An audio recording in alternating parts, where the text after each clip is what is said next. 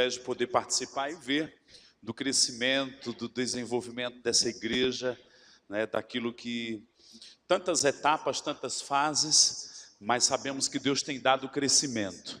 E esse crescimento tem afetado, né, coletivamente e individualmente também.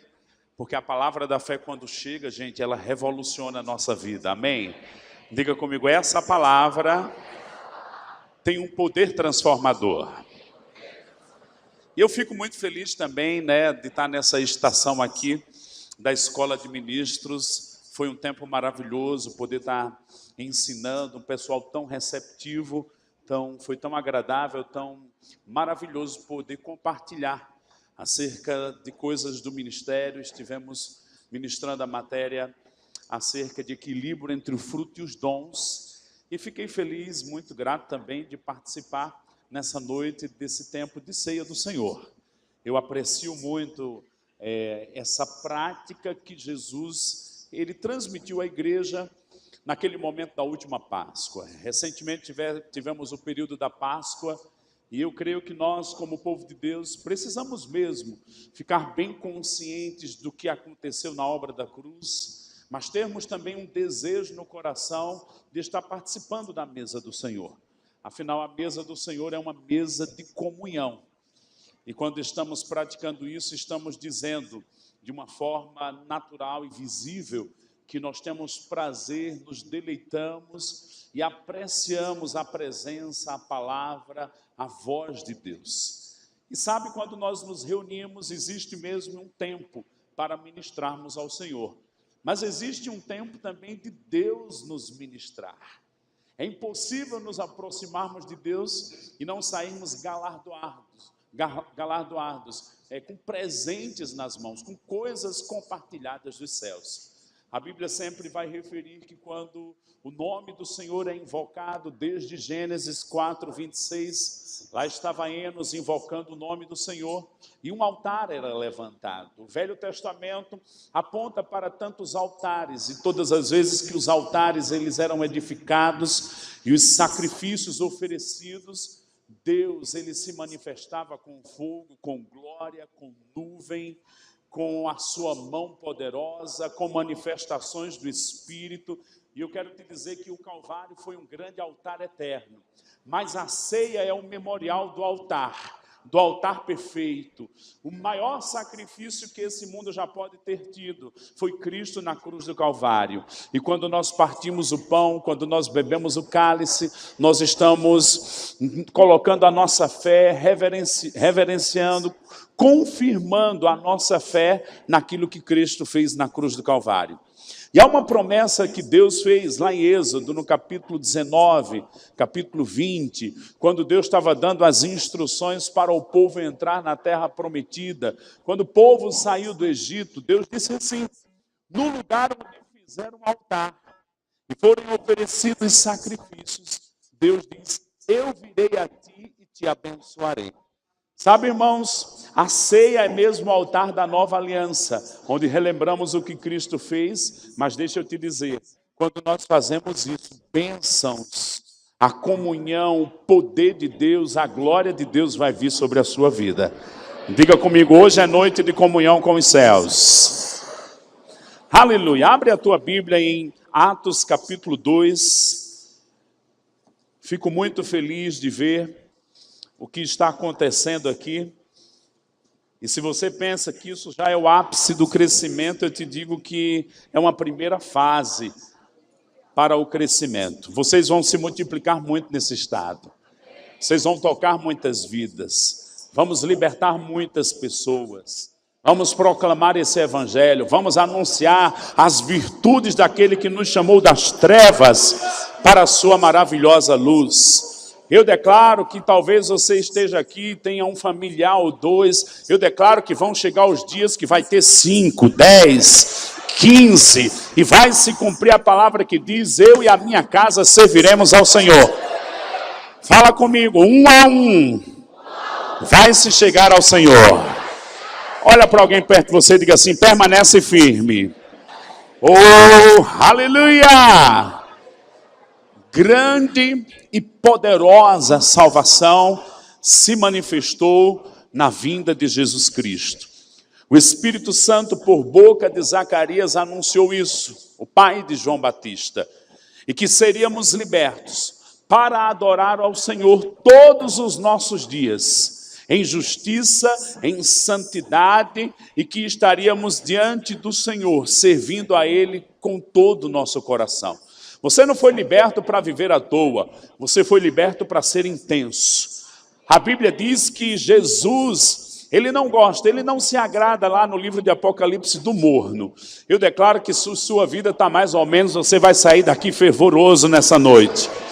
Se você estava com a fé meio capenga, eu declaro que você vai ser edificado e você vai ser elevado a uma posição de muita firmeza na sua caminhada com Jesus Cristo.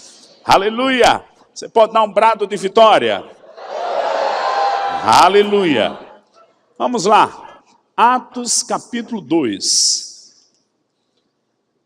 Bendito é o nome do Senhor. O que acontecia aqui em Atos, no capítulo 2? Aconteceu o derramar do Espírito Santo, e lá no verso 42, Atos 2, 42, nos fala assim: e perseveravam na doutrina dos apóstolos. Fala comigo, doutrina dos apóstolos. Depois ele diz na comunhão, fala na comunhão. Depois ele fala no partir do pão, fala o partir do pão. E por último, nas orações. Exatamente. A Bíblia diz que a igreja, quando nasceu, eles perseveravam na doutrina dos apóstolos, no partir do pão, na comunhão e nas orações. A vida de igreja é uma vida que nós vamos ter muitas práticas. Mas quando eu olho para esse texto e eu sei que essa igreja tem perseverado na palavra, e tudo vai acontecer por nos expormos à palavra, a Bíblia diz, no Salmo 119, a exposição das tuas palavras traz luz e entendimento. Temos aprendido, Oséias capítulo 4, verso 6, que o povo perece porque lhes falta conhecimento. Lá em Isaías 5, 12, 13 também diz, meu povo é levado cativo porque falta entendimento. Eu sei que muitos de nós já entendemos, já temos revelação, porque em João 10 Jesus disse que o diabo veio para roubar, matar e destruir. Sabemos que o diabo é um inimigo do homem, mas eu te digo que o maior inimigo do homem não é o diabo. O maior inimigo do homem é a ignorância da palavra de Deus. E eu quero te estimular a continuar perseverando na palavra de Deus, porque isso vai redundar em olhos espirituais abertos. Mas além de perseverarmos na doutrina, na palavra de Deus, nas escrituras, nas verdades que estão escritas, ensinadas aqui, temos também o entendimento de que devemos perseverar na comunhão. Essa comunhão, essa vida em comum com pessoas da mesma fé. Lá em Timóteo, Paulo fala que devemos nos unir com pessoas que invocam o nome do Senhor, que têm um coração puro. Por quê? Porque nessa comunhão Deus vai ordenar a bênção. Essa mesa, além de ser uma mesa de comunhão com Deus, eu estou declarando minha comunhão com os meus irmãos em Cristo.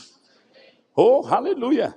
Olhe para alguém perto de você e diga assim, somos da mesma família. Diga, Deus é o nosso Pai. Diga, vamos morar no mesmo céu. Aleluia! Irmãos, o Salmo 133... Quão bom e agradável é que os irmãos vivam em união. É como óleo precioso que desce sobre a cabeça, a barba de Arão. Além de ser uma mesa onde Jesus ele falou que estaria conosco e entre nós, é uma mesa também de comunhão com os santos. É uma mesa onde tem uma provisão de unção para você. Sabe, para muitos, participar da ceia é comer um pedacinho de pão e tomar um negocinho, um suquinho de uva. Não, para mim, a ceia é um lugar onde a unção vai se renovar, onde eu vou receber forças do próprio Senhor, onde eu vou ter iluminação da vontade de Deus, aonde eu vou ficar firme na consciência de que o sangue de Jesus me libertou e continua me protegendo e guardando a minha vida. Oh, você está firme comigo aqui? Diga comigo, hoje é noite de glória. Oh, aleluia, aleluia. Paulo disse de uma forma tão clara, que aqueles que amam ao Senhor, coisas que olhos nunca viram e ouvidos nunca ouviram, é o que Deus tem preparado para eles. Deus tem coisas para te revelar, para te manifestar. Aquele que guarda os meus mandamentos, eu virei a ele e me manifestarei. Oh, e é hoje. Olha para alguém perto de você e diga assim, é hoje. Perseverar na doutrina, na comunhão. E aí ele fala depois, no partir do pão. Que coisa maravilhosa é sentar e comer junto. Talvez hoje na nossa cultura a gente entra no self-service e às vezes você come com alguém perto de você, você nem conhece. Mas na cultura oriental, comer com a pessoa junto à mesa é muito mais do que participar daquele alimento. É você estar envolvido um com a vida do outro. Não é curioso que em Apocalipse capítulo 3, Jesus diz assim, eis que eu estou à porta e bato. Se alguém ouvir a minha voz, eu entrarei e cearei com ele e ele comigo. Ele estava falando de comunhão. Ele estava falando de um coração que se envolve um com o outro. Sabe que Deus tem coisas para compartilhar com você? Sabe que às vezes temos coisas que também temos que colocar diante do Senhor?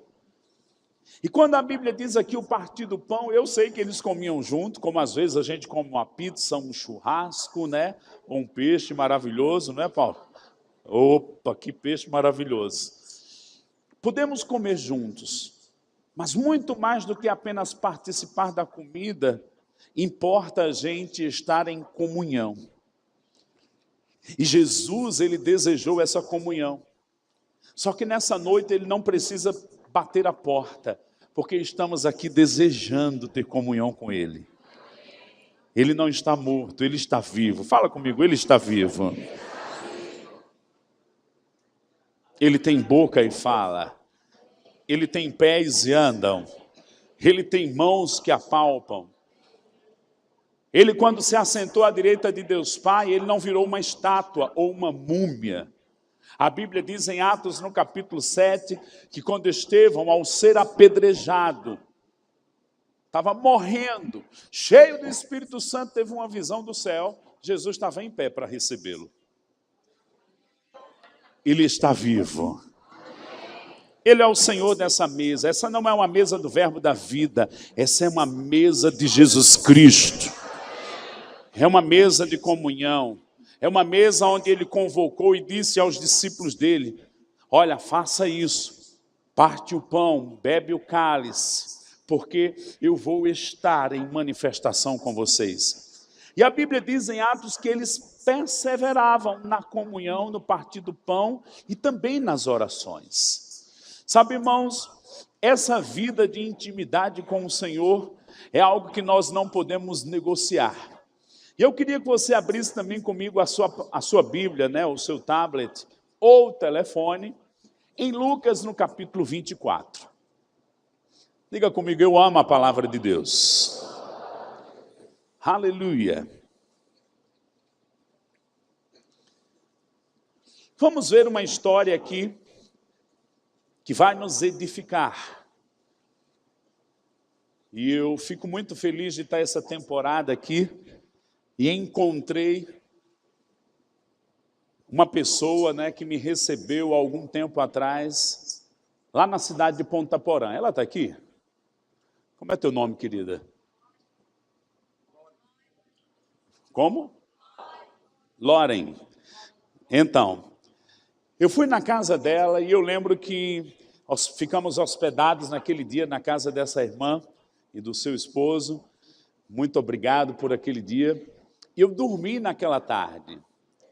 E à noite disseram, a gente vai fazer um churrasco, né? Vamos reunir algumas pessoas aqui. E naquela tarde, quando eu dormi, eu tive um sonho. E naquele sonho, era como se eu tivesse... Sabe quando você tem um telefone novo e vem uma películazinha e você puxa aquela película?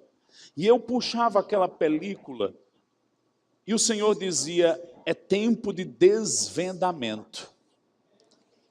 E quando teve aquele churrasco, eu disse, a gente não só vai se reunir para comer, a gente vai compartilhar a palavra e vamos receber da parte de Deus.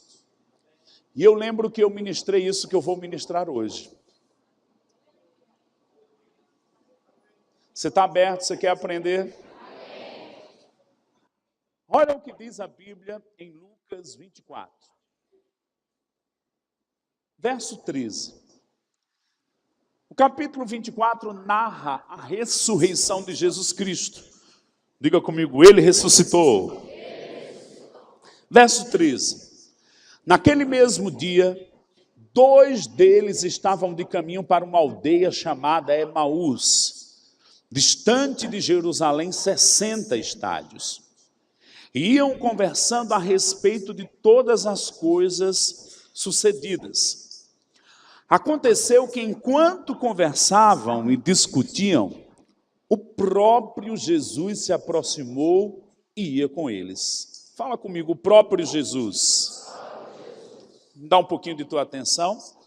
Capítulo 24 fala que Jesus ressuscitou, o túmulo ficou vazio, as mulheres foram lá, não acharam o corpo, e aqueles 2 homens estavam indo de caminho para Emaús, estavam conversando e falando dos últimos acontecimentos. Cara, Jesus foi crucificado, ele morreu. Aquele que a gente pensava que ia ser nosso libertador não está mais aqui entre nós, ele morreu. Enquanto conversavam, o próprio Jesus se aproximou deles. Fala comigo, o próprio Jesus. Só que ele se aproximou, mas ele não se identificou. Ele não revelou que ele era ele. Prossegue comigo para o outro verso, verso 16. Os seus olhos, porém, estavam como que impedidos de o reconhecer. Sabe que é possível a gente estar caminhando na vida e o Senhor está do nosso lado e a gente não discerne Deus? Talvez você tenha ouvido falar do Deus de fulano de tal, Deus do seu marido, da sua esposa, do seu pai, da sua mãe, de um parente seu. Mas você ainda não tem tido uma experiência íntima, particular, real, sua.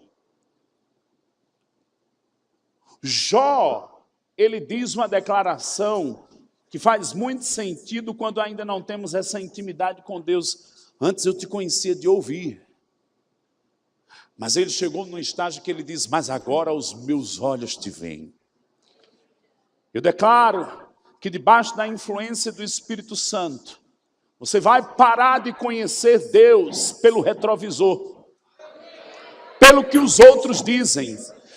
Eu declaro que os seus olhos espirituais vão se abrir e você vai ter experiências com Deus.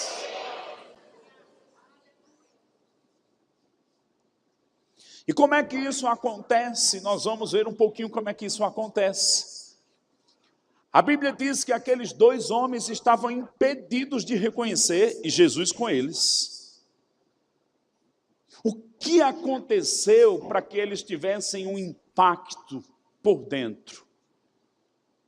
Eu tenho aprendido que o homem é um ser com 3 partes, espírito, alma e corpo. O homem natural, ele vive mais nessa dimensão dos 5 sentidos. Visão, olfato, audição, paladar, tato. Mas quando a gente nasce de novo, o nosso espírito torna a ter sensibilidade. E não só sensibilidade. Eu diria que os 5 sentidos que o corpo tem o nosso espírito passa a ter também. A ponto da palavra falar de olhos espirituais. A ponto da palavra apontar que nós temos uma audição. Jesus disse, as minhas ovelhas ouvem a minha voz. A ponto da palavra dizer que nós temos um paladar. Lá em Hebreus, no capítulo 6, diz que nós temos experimentado a boa palavra de Deus. É tanto que quando termina um culto, que a palavra é ministrada e você se sacia, você diz, meu Deus, eu comi a palavra hoje. Jesus diz em Mateus 4, nem só de pão vive o homem, mas de toda palavra que procede da boca de Deus. Enquanto daqui a pouco você vai comer uma pizza, ou qualquer outra coisa, quando sair do culto, para alimentar o corpo, a palavra alimenta o nosso espírito. Fala para o Senhor, Senhor, eu amo tua palavra. Paulo fala em Filipenses e Colossenses que o nosso espírito passa também a ter percepção e o olfato. Deixa eu te dizer, Paulo diz que nós exalamos o bom perfume de Cristo. Não é porque tem agora um perfume de Cristo lá na livraria, não. Ele está falando que exalamos a presença, o conhecimento. Em contrapartida, quando demônios estão em manifestação, é possível alguém sentir um mau cheiro. Por isso que são chamados espíritos imundos. O homem natural vive aqui nessa dimensão natural, que a gente já conhece. Mas o homem espiritual, o que nasceu de novo, ele vai começar a ter percepções do mundo espiritual. Aqueles dois homens estavam caminhando com Jesus, porém os seus olhos estavam como que impedidos de o ver. Mas olha o que aconteceu a partir de então, verso 17. Lucas 24, 17. Então, lhes perguntou Jesus, que é isso que vos preocupa e de que ides tratando à medida que caminhais? E eles pararam entristecidos. Um, porém, chamado Cleopas, respondeu dizendo, és o único porventura que, tendo estado em Jerusalém, ignoras as ocorrências desses últimos dias? Ele, Jesus, lhes perguntou quais? E explicaram o que aconteceu a Jesus, o Nazareno, que era profeta poderoso, varão profeta poderoso em obras e palavras, diante de Deus e de todo o povo. E como os principais sacerdotes e as nossas autoridades o entregaram para ser condenados à morte e o crucificaram. 21. Ora, nós esperávamos que fosse ele quem havia de redimir a Israel. Mas depois de tudo isto, é já este o terceiro dia, desde que tais coisas sucederam. Me dá um pouquinho de tua atenção. Os dois homens estavam com Jesus conversando, contando a própria história de Jesus e Jesus calado. Sim, aconteceu isso mesmo. Eu acho que ele imaginou, mas vocês ainda não perceberam que eu ressuscitei. Por quê? Os olhos deles estavam impedidos. Sabe que é possível estar dentro da igreja e ainda estar sem ver completamente? Sabe que houve uma ocasião que Jesus curou um homem, e Jesus perguntou, você está vendo? Ele disse, eu estou vendo, mas eu vejo as pessoas como árvores. E ele impôs as mãos novamente, os olhos se abriram. Eu declaro que o que você ainda não está vendo, você vai ver. Eu declaro que chegou o tempo de você sair de uma vida natural. Eu declaro que nessa mesa hoje você vai entrar na esfera onde os seus sentidos espirituais vão ser aguçados, onde você vai começar a enxergar o Espírito Santo, onde você vai começar a discernir o próprio Deus, onde você vai começar a ter percepções espirituais, onde você vai começar a andar no sobrenatural. Deus não planejou nenhum filho dele nascer de novo para continuar uma vida no natural. Olha para alguém perto de você e diga assim, chegou o tempo de dar passos no sobrenatural. Oh, aleluia! Aleluia!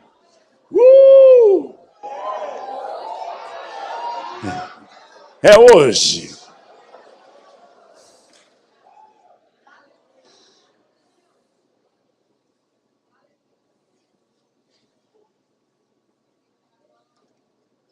Todas as vezes que o sangue é exaltado no Velho Testamento, Deus respondeu com glória, com unção.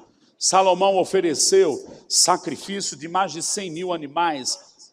A nuvem de glória encheu aquele lugar. Não se assuste se alguém sair dessa noite aqui embriagado.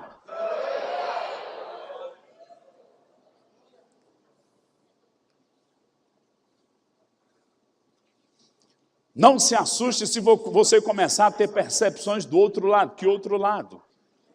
Do trono de Deus.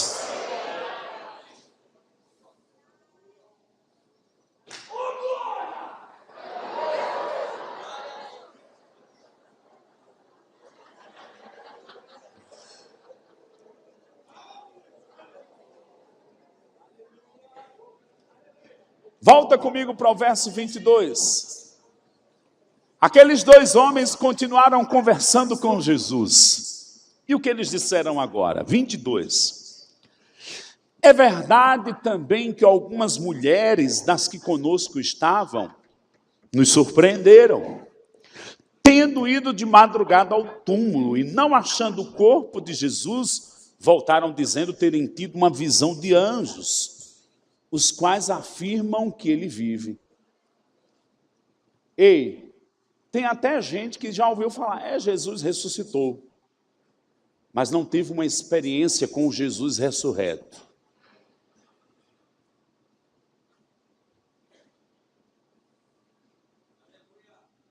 Um momento de intimidade.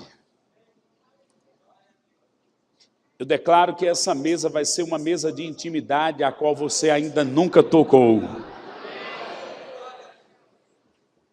Deixa eu te dizer, isso aqui não é invenção de Josimar, nem da Igreja Verbo da Vida, nem do protestantismo. Isso foi algo que Cristo estabeleceu. Isso tem uma realidade espiritual, não é uma cerimônia vazia.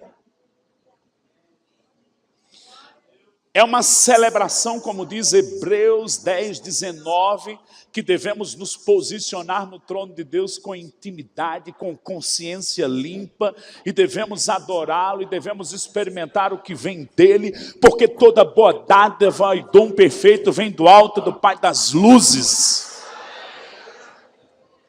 A Bíblia diz que Jesus orou em Lucas 13 e os céus se abriram.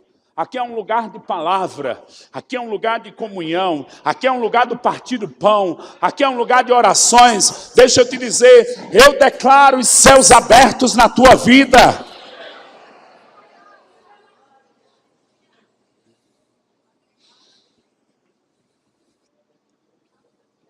Eu declaro milagres. Eu declaro situações revertidas. Eu declaro aquilo que Paulo declarou em Romanos 8. Se Deus é por nós, quem será contra nós? Ele trabalha para aqueles que nele esperam.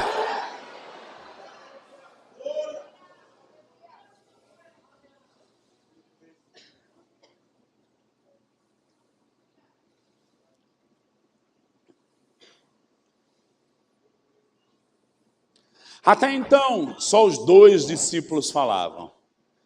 Mas o bom é quando Deus fala. Diga para alguém perto de você, diga assim, quando Deus fala, diga, quando a voz de Deus se manifesta, a atmosfera muda, o Espírito flui e condições são mudadas.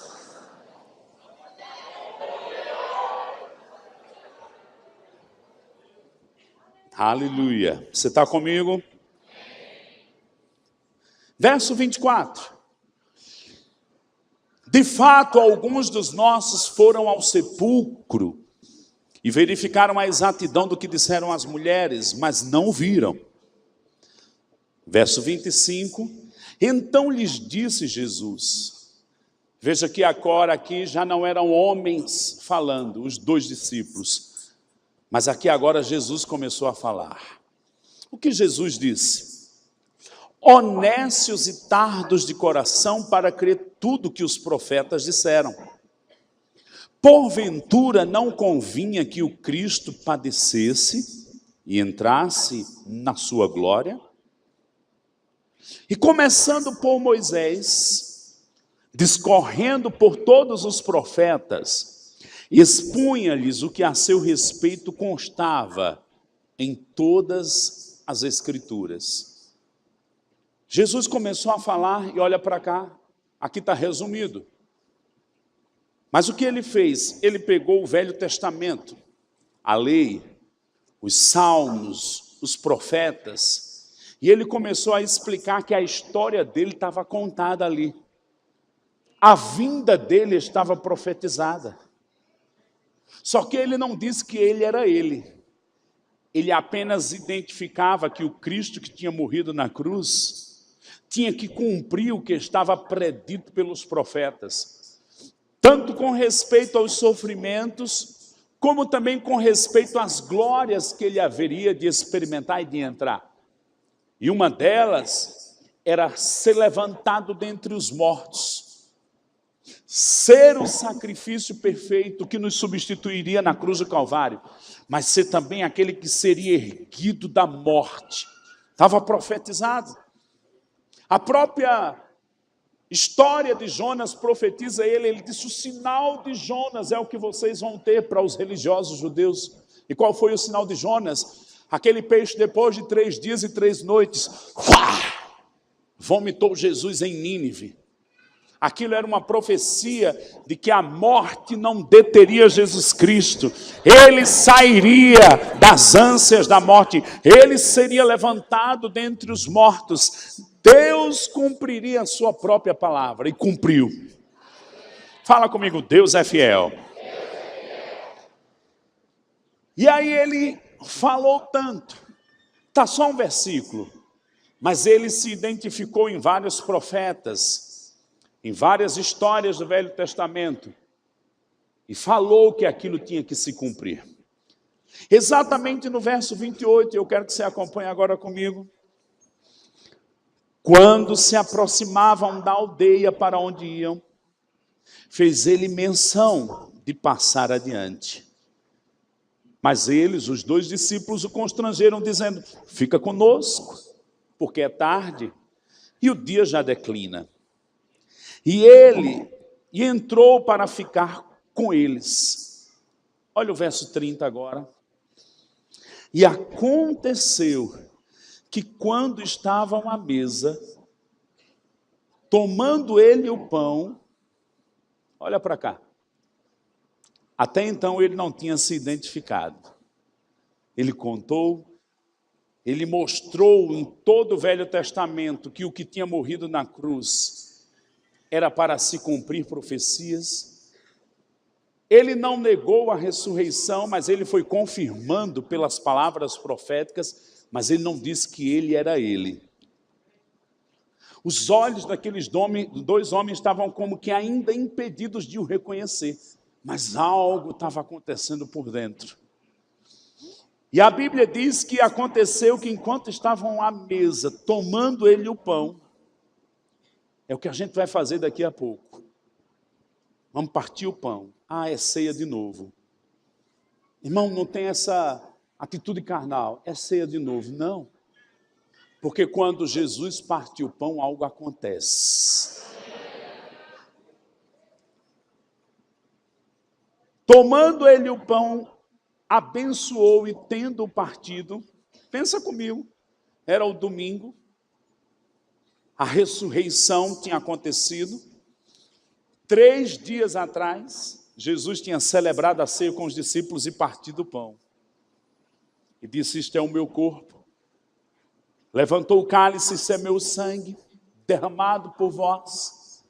3 dias depois, ele estava ali com os discípulos e partiu o pão.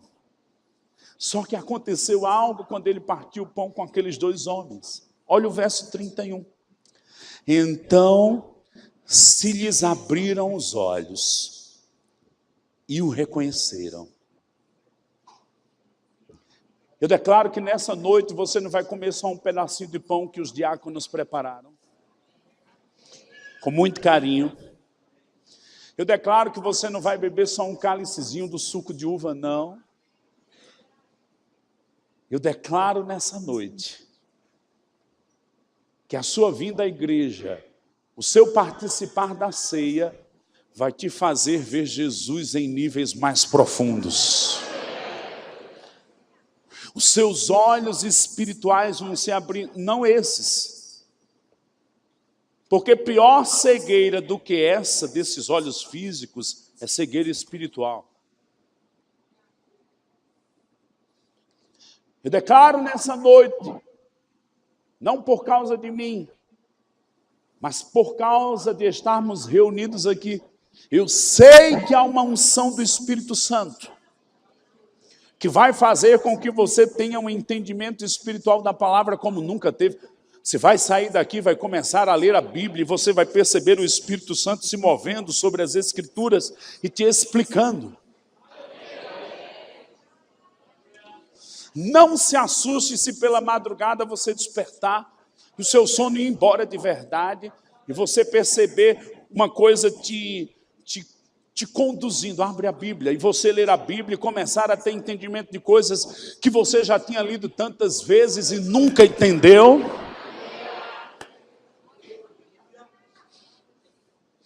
Kenneth Hagin fala que estava no seu ministério já 13, 14, 15 anos, pastoreando várias igrejas, mas ele orou mais de 1000 vezes a oração de Efésios para que seus olhos espirituais fossem abertos. E ele começou a ter percepções espirituais, a entender coisas, a discernir coisas que em 15 anos de ministério ele não tinha tocado. Não tenta entender a Bíblia intelectualmente.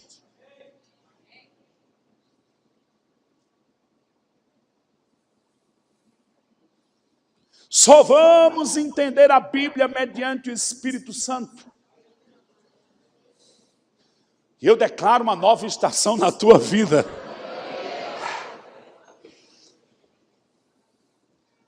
Eles reconheceram que era Jesus. E ainda diz mais, olha o 31. Então se lhe abriram os olhos e o reconheceram. Mas ele desapareceu da presença deles. Olha para cá, na hora da ceia, os olhos foram abertos. Mas ninguém mais conseguia tirar a realidade do Jesus ressurreto de dentro daqueles dois homens. E agora passaram a viver pela fé. Não vê, mas crê. O que diz o 32? Imagina, Jesus e aqueles dois homens, um olhou para o outro e disseram um ao outro: porventura não nos ardia o coração quando ele pelo caminho nos falava, quando nos expunha as Escrituras? Sabe, irmãos, esse tempo de estar na igreja, esse tempo de ouvir pessoas, esse tempo de nos expormos a pessoas que Deus vai colocar aqui para falar para você, parece que nada está acontecendo. Mas de repente, o mover do Espírito Santo começa a revelar coisas no seu espírito que sua cabeça ainda não pega. Esse ambiente de estarmos no culto, esse ambiente de estarmos no lugar onde o Espírito de Deus está em manifestação, é um ambiente que quando de repente, aquilo que você não percebia, você vai perceber. A igreja é mesmo o lugar onde os nossos olhos espirituais vão estar sendo abertos. E é de fé em fé, é de glória em glória. Não desista. Olha para alguém perto de você e diga assim: persevera. Diga assim: o melhor está por vir. Diga: é tempo de buscar ao Senhor. Oh, aleluia!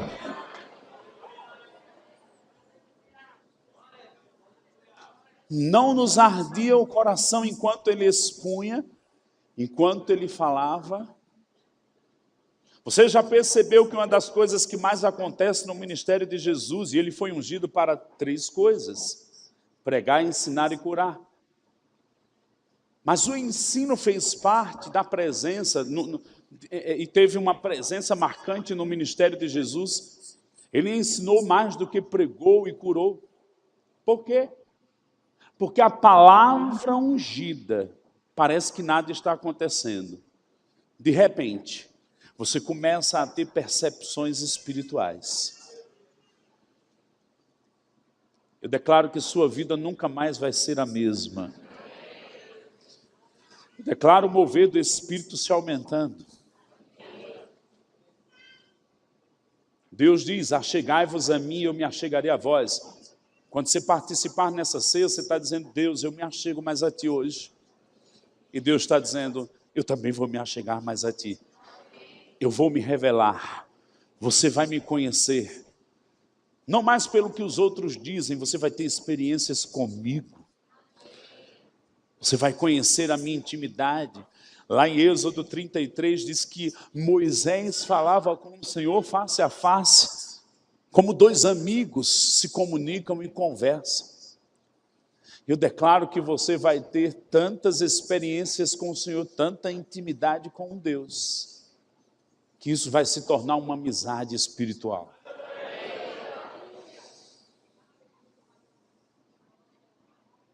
Ele vai compartilhar coisas com você. Lá em Gênesis capítulo 18, Deus falando com Abraão, disse: porventura eu faço algo na terra sem antes falar e conversar com o meu amigo Abraão? No profeta menor, me parece que Sofonias, Deus disse que não vai fazer nada na terra sem revelar aos seus profetas. Na nova aliança, Deus vai revelar as coisas aos seus filhos.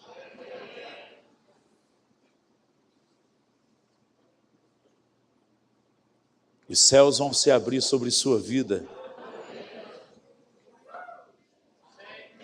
Eu vou dizer de novo: os céus vão se abrir sobre sua vida.